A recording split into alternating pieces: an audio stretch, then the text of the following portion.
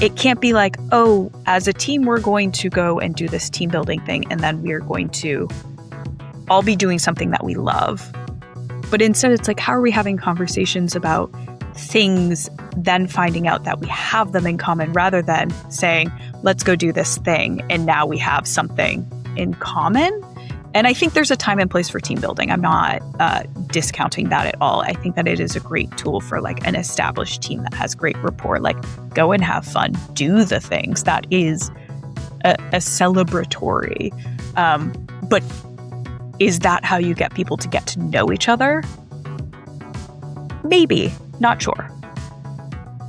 Yeah, I think there's an element of trust to it, isn't there? And I think you can build that initial trust by doing those kinds of activities quite quickly. And then once they've got that, then they're more likely to go on and have those following conversations. Fair. But I think I also, this is why I think the having the social aspect around your workplace is quite important. And anyone who's ever worked with me in a past job is going to be amazed to hear me say that, because I was always the one resisting going to those things.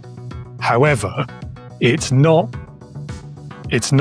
a what's the word? It's not a contradiction, because there was a reason I was resisting them, because it was exactly like that kind of enforced fun, that kind of, we know everyone's unhappy, we're going to throw this free meal at you and hope that will shut you up kind of thing, as opposed to doing it in order to genuinely build connections between people. Totally. People can spot that difference really easily. Almost all of the work I do is also device-free. Granted, hard when you're on a computer and whatnot, but I really focus on getting people in person and present with each other.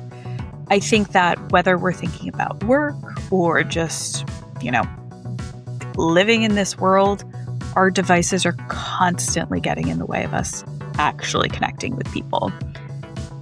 And I say that through understanding that we are more digitally connected than we've ever been.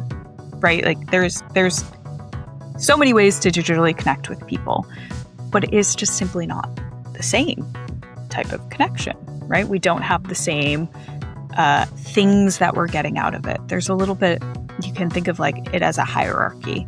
So up at the top, you get all of the social cues when you're in person, right? You can understand body language, you can understand facial expression, tone of voice, all of those pieces. As you slowly move like down the hierarchy, as I like to call it, you have video conferencing. Okay, you're probably not getting my body language, but you're getting some other stuff. And then you get phone, and you're getting tone of voice. And as someone who has led customer support teams, let me tell you that if you are smiling and you say something, it does change your tone. It's a little trick of the trade. So you're already losing so much of the social cues, from that. And then all of a sudden you get to the place where most of our communication happens these days, whether it's at work or in our personal lives.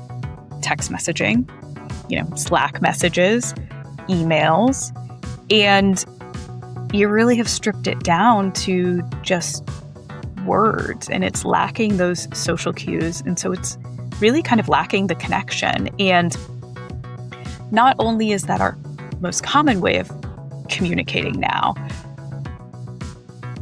it's kind of numbed us a little bit for how do we actually connect and communicate with the people around us. So I think this leads to, even when we're surrounded by people, how do we start the conversation? What are we saying to them? And I think a lot of people don't know the answers to those, so they don't do it.